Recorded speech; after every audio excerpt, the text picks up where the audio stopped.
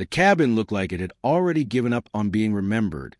Its roof sagged under decades of snow and rain, its windows clouded with dust and spiderwebs, and the wooden porch groaned like an old man every time the wind passed through the trees. When the lawyer handed over the keys, the homeless veteran only shrugged and said it was really old, as if age itself was an apology. What he did not know was that this forgotten place was about to change his life forever, not because of what it was, but because of what was hidden beneath it. Before we go deeper into this story, if you believe in the silent hero, in second chances, and in how life can turn around when hope seems lost, take a moment to like this video, share it with someone who needs encouragement, comment your thoughts, and subscribe to the channel. These stories exist because quiet strength deserves to be seen.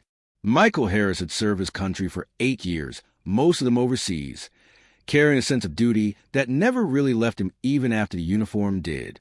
When he returned home to the United States, the world felt louder and colder than he remembered.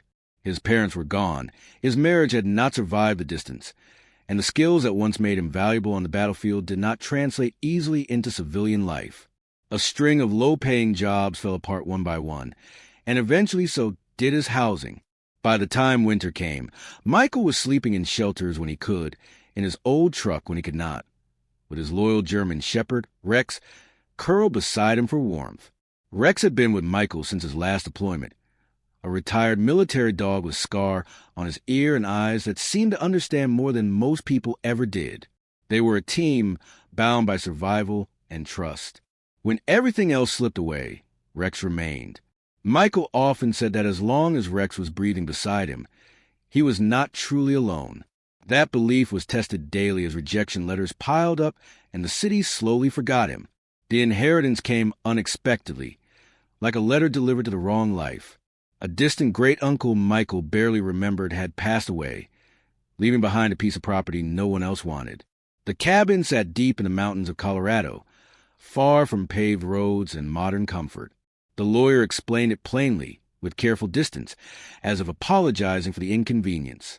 Michael accepted without hesitation. Old or not, a roof was a roof. For a man who had slept under bridges, for walls and a door felt like winning the lottery. The first night in the cabin was colder than anything Michael remembered. The fireplace worked but barely, and the walls leaked wind through every crack.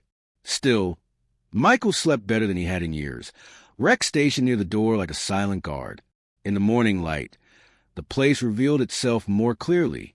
The cabin was sturdy beneath the decay, built by hands that believed in lasting things. Old photographs hung crooked on the walls, showing men in work clothes standing proudly beside the same structure, decades younger. Michael began fixing what he could with borrowed tools and scavenged materials. He patched holes, cleared brush, and repaired the porch plank by plank. Rex followed him everywhere, occasionally disappearing into trees and returning with mud on his paws and excitement in his posture. Michael assumed the dog was chasing scents, finding comfort in open space after years of city confinement. One afternoon, while clearing debris behind the cabin, Rex began barking in a way Michael had never heard before. It was not fear or aggression, but urgency. Rex scratched at the ground near the cabin's foundation, digging with relentless focus. Michael called him back at first, worried about snakes or old traps, but Rex would not stop. Something had captured his attention completely. Michael joined him, pulling away loose soil and rotting boards. What they uncovered was not a hole, but a reinforced hatch, hidden beneath years of dirt and leaves. The metal was rusted but solid, sealed tight. Michael's heart pounded as memories of old military bunkers surfaced. With effort and curiosity overpowering caution, he forced the hatch open. Cold air rushed out, carrying the scent of earth and age. Beneath the cabin was a hidden underground chamber, far larger than Michael expected. Thick concrete walls lined the space, shelves stacked with sealed containers, old equipment, and heavy metal cases marked with faded symbols. It looked like a forgotten vault, built with purpose and secrecy. Rex stood at the edge, tail wagging slowly, as if satisfied his mission was complete. Michael did not touch anything at first. He climbed back up, locked the cabin, and drove into town to report what he had found. Authorities took the discovery seriously, returning with investigators and historians. Over the following days, the truth emerged piece by piece. The cabin had once belonged to a reclusive engineer who worked on government infrastructure projects during the Cold War. The underground chamber was a private contingency vault, filled with rare metals, bonds, and assets converted into secure holdings decades earlier. When everything was assessed, the total value stunned everyone involved. The vault held assets worth over $240 million. The news spread quickly, but Michael remained strangely calm.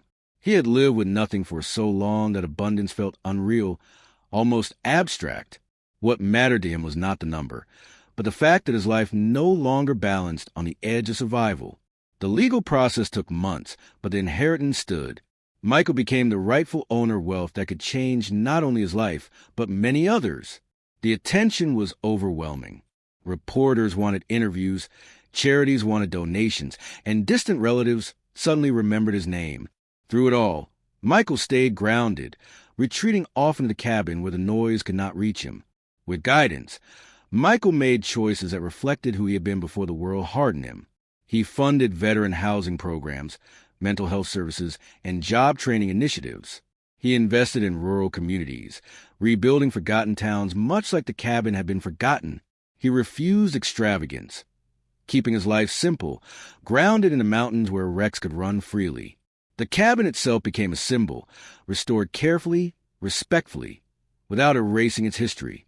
Michael left parts of it untouched, reminders of where he had started again. He installed a small plaque near the hatch, honoring his great-uncle and the unknown reasons behind the vault. Some secrets he believed deserved peace. Just before this story ends, take a moment to comment below and share what part of this journey moved you the most. Your words might remind someone that hope can come from the most unexpected places. Years later, visitors would sometimes see a man sitting on the cabin porch at sunset, a German shepherd resting at his feet, both watching the mountains breathe in quiet rhythm. Michael never claimed to be a hero. He said he was simply someone who kept going when stopping felt easier. In the end, it was not the money that saved him, but loyalty, patience, and a dog who refused to stop digging. Sometimes, the greatest treasures are not buried in the ground, but in the courage to believe life can still surprise you.